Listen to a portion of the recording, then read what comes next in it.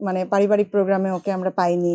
আমাদের বিয়ের পরবর্তী 15-16 বছর 17-18 বছর আসলে ও মনোযোগ দিয়ে অ্যাক্টিংটাই করেছে। আসলে আমার বিয়ের পরপরই যখন ও ডিসিশন নিল যে ও ফুল টাইম অ্যাক্টিংটাই করতে চায়, তখন আমাদের জন্য আসলে ডিসিশন নেওয়াটা একটু টাফও ছিল। কারণ মানে একটা শুরুতেই তো একজন মানুষের ক্যারিয়ারটা আসলে একদম খুব এস্টাবলিশ অবস্থায় থাকে না। এটা একটা স্ট্রাগলিং পর্যায়ে ছিল।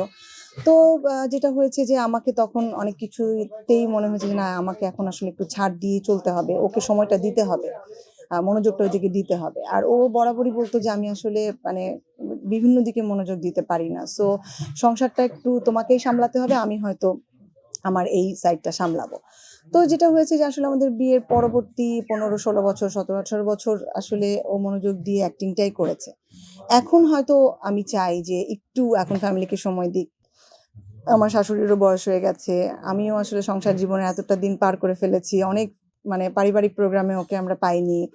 সো ফ্যামিলির লোকজনেরও অনেক ধরনের কমপ্লেইন আছে যে ও অংশগ্রহণ করে না।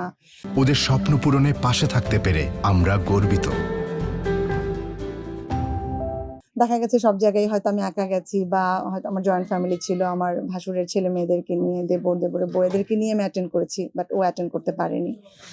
এখন আসলে আমি চাই যে ও একটু আ সময় রাখুক। কাজ তো আসলে করতে হবে, কাজ তো করতেই হবে অবশ্যই। তার ফাঁকে, ফাঁকেও একটু সময় রাখুক। তো ও এখন কিছুটা চেষ্টা করে যে আমাকে বা পরিবারকে বা পরিবারের আদার্স যারা সদস্য আছেন এদেরকে সময় দেয়ার জন্য। তো একটা সময় তো অনেক বেশি বিজি ছিল। রাত নেই, দিন নেই এভাবে কাজ করেছে।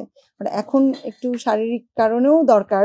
কারণ পরিশ্রম করতে, করতে একটা সময় তো আসলে মানুষের শরীরও সাপোর্ট করতে চায় না ওভারলোড হয়ে গেলে। তো এখন ও দিচ্ছে সময়, চেষ্টা করছে। যতটুকুই সময় পাচ্ছে আমাদেরকে দেওয়ার চেষ্টা করছে।